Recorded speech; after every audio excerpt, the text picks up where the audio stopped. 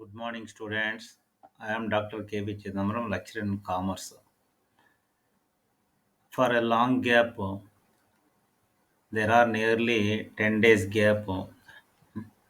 10 days gap, I used to start the lesson for a second unit. The first unit related to introduction of GST. The second unit is the models of GST. Usually, the GST will have some principles and features. GSTకి కొన్ని సూత్రాలు, పరిధి, లక్షణాలు ఉన్నాయి. GST అనేది వినియోగ ఆధారిత పన్ను. Usually GST is a composition based tax only. So a person who is using the product, he want to pay the tax. Seems to be like a indirect tax. So we can consider is a consumption tax only. It is Ekakalika Dvanda GST means there is a concurrent dual GST. So usually the GST it can be divided with three categories only. One is it has there are basically four components are there అంటే GST 4 భాగాలుగా విభజించబడింది. అవి first వచ్చి ఒకటి central goods and service tax CGST, SGST, IGST, UTGST. So usually GST will have four components only. The first one is CGST అంటే కేంద్ర వస్తు సేవల పన్ను, రాష్ట్ర వస్తు సేవల పన్ను. ఇంటిగ్రేటెడ్ ద్వంద్వ వస్తు సేవల పన్ను. చివరిది నాలుగోది వచ్చి union territory goods and service tax అంటే కేంద్రపాలిత ప్రాంతాలలో వసూలు చేయు వస్తు సేవల పన్ను.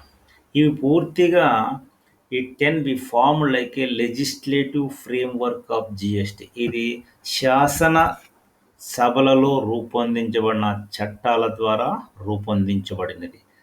జిఎస్టి అనేది జిఎస్టి రేట్ స్ట్రక్చర్. దీనికి గతంలో పరోక్ష పన్నులు రాష్ట్ర పరిధిలో ఉంటుంది కాబట్టి రాష్ట్ర ప్రభుత్వము వారి యొక్క అవసరాలను బట్టి పన్ను రేట్లు పెంచుతున్నారు. ఒక రాష్ట్రంలో ఎక్కువగా ఉండేది, మరొక రాష్ట్రంలో తక్కువ. Because the state government used to collect the indirect tax, so that's why one state is collecting less percentage, other state may collect more. But due to the GST, the tax rates has been fixed. So wherever if you can go in the entire country, the same taxes will be collected.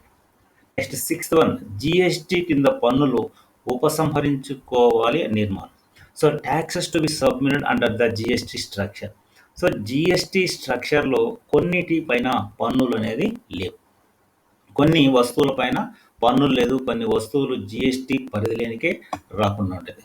Next GST for inter state transaction, అంతర్రాష్ట్ర లావాదేవీలు కూడా GST ద్వారా చేసుకోవచ్చు. ఒక స్టేట్లో ఒక రాష్ట్రంలో చెల్లించినటువంటి పన్ను అదే వస్తువు మరొక రాష్ట్రానికి తీసుకొని వెళితే అక్కడ తిరిగి పన్ను చెల్లించవలసిన పని లేదు. చివరిగా ఆ వస్తువు ఎవరైతే వినియోగిస్తారో ఆ వినియోగించే వ్యక్తి పన్ను చెల్లిస్తుంటాడు. కాబట్టి దేశ నలుమూలల ఆ యొక్క వస్తువులను వినిమయం చేయవచ్చు. The input tax credit system అనేది ఈ జిఎస్టిలో ఉంటుంది. తర్వాత utilisation of credit of ITC. ఇందులో ఎక్కువ భాగము ఇన్పుట్ ట్యాక్స్ క్రెడిట్ అని, input tax credit, output tax credit అని రెండు విభాగాలు ఉన్నాయి. ఇన్పుట్ ట్యాక్స్ క్రెడిట్ అంటే కొనుగోలుదారుడు చెల్లించే వాటి ఇన్పుట్ ట్యాక్స్ క్రెడిట్ అని, అవుట్పుట్ ట్యాక్స్ క్రెడిట్ అంటే అమ్మకపుదారుడు చెల్లించేవాడిని. కాబట్టి ఈ యొక్క పద్ధతిలో utilisation of credit of ITC సౌకర్యం అనేది ఉంటుంది. తర్వాత ట్యాక్స్బుల్ ఈవెంట్ ఆన్ జిఎస్టి. జిఎస్టిలో కొన్ని వస్తువులకు మాత్రమే ట్యాక్స్ పరిధికి వస్తుంది. ముఖ్యంగా వ్యవసాయ ఆధారిత వస్తువుల పైన పన్ను నుంచి మినహాయింపు అనేది ఎక్కువగా ఉంటుంది. తర్వాత కామన్ పోర్టల్ అంటే ఇందులో ధనిక పేద తారతమ్యం లేకుండా ప్రతి ఒక్కరూ ఇందులో భాగస్వామ్యంగా ఉంటారు. ధనవంతులైనా పన్ను చెల్లించాలి, పేదవారైనా పరోక్ష పన్ను అనేది చెల్లించడం జరుగుతుంటుంది. తర్వాత seamless flow of credit. Credit ఇందులో సాధారణంగా ఈ ఎక్కువ భాగము ప్రజల నుంచి వసూలు చేయటానికి అవకాశం అనేది ఎక్కువగా ఉంటుంది. గూడ్స్ అవుట్ సైడ్ జిఎస్టి కొన్ని వస్తువులు ఈ యొక్క జిఎస్టి పరిధిలోనికి ఎక్కువగా రాదు. థ్రెషోల్డ్ లిమిట్ ఫర్ రిజిస్ట్రేషన్ అనేది పరిమితి అనేది ఉంటుంది.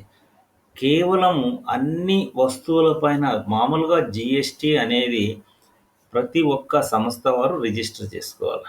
సాధారణంగా ఒక సంస్థ యొక్క టర్నోవర్ 20 లక్షల కంటే ఎక్కువగా ఉంటే కంపల్సరీ ఆ యొక్క సంస్థ వారు ఈ యొక్క జిఎస్టిని తప్పనిసరిగా రిజిస్టర్ చేసుకోవాలి.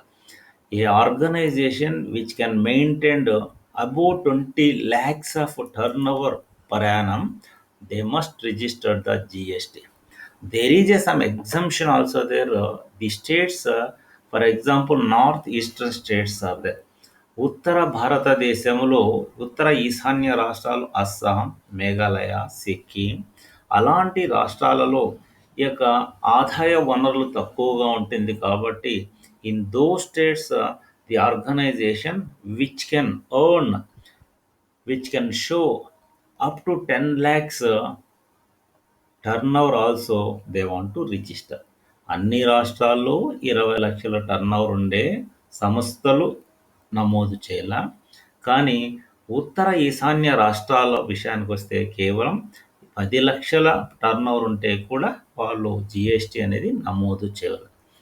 తర్వాత ఈ జిఎస్టి పూర్తిగా ఎలక్ట్రానిక్ రిటర్న్స్తో రూపడింది. ఎలక్ట్రానిక్ రిటర్న్స్ కాబట్టి ఇందులో జిఎస్టి సాఫ్ట్వేర్ అనేది రూపొందించబడింది. According to the GST software, each and every organisation they want to file the returns related to GST.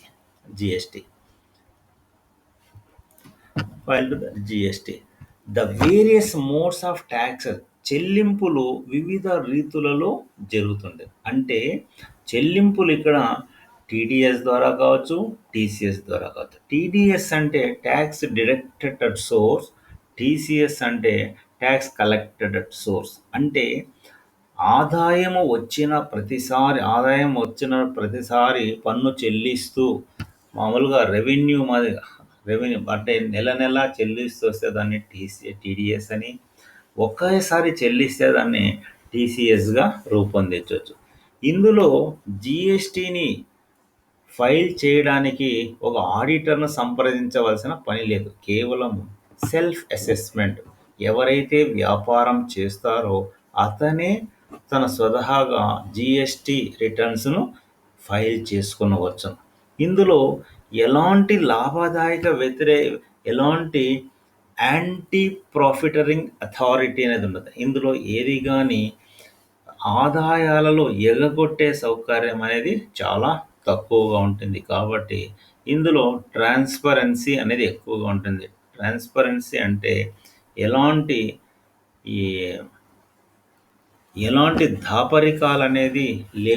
దాపరికాలు లేకుండా అమ్ముడుపోయిన ప్రతి వస్తువు పైన పన్ను చెల్లించబడుతుంది. ఇందులో సప్లై, తర్వాత ఈ యొక్క ట్యాక్స్ రేట్స్ అనేది ఉంటుంది. ట్యాక్స్ రేట్స్ వచ్చి ఇందులో ముఖ్యంగా